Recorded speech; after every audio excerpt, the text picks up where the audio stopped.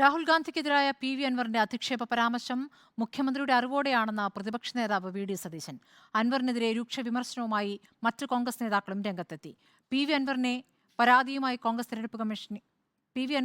പരാതിയുമായി കോൺഗ്രസ് തെരഞ്ഞെടുപ്പ് കമ്മീഷനെ സമീപിച്ചു.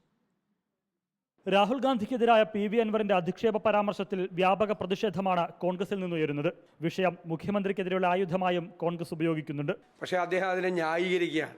അപ്പോൾ അദ്ദേഹത്തിൻ്റെ അറിവോടുകൂടി അദ്ദേഹത്തിന് ആവശ്യപ്പെട്ടിട്ടാണ് പി വി അൻവർ ഇത്തരം മോശമായൊരു പ്രസ്താവന, ഇത്തരം ഹീനവും ക്രൂരവുമായ ഒരു പ്രസ്താവന, നിലവാരമില്ലാത്തൊരു പ്രസ്താവന െന്ന് വ്യക്തമാകും. BJPയെ ഭയന്നാണ് പിണറായി വിജയൻ ജീവിക്കുന്നത്. പേടിച്ചു ഭരിക്കുകയാണ്.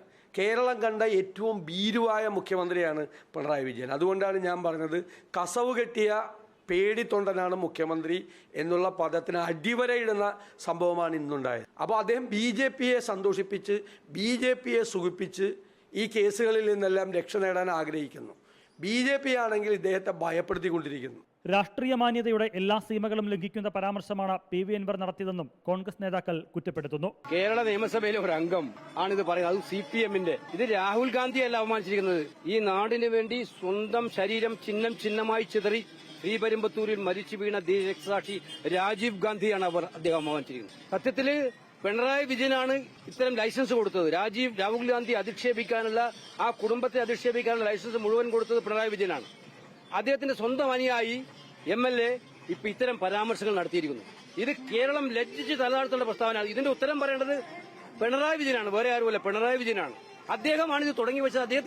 അദ്ദേഹത്തിന്റെ ആജ്ഞാപ്രകാരമാണ് ഇതൊക്കെ ചെയ്യുന്നത്.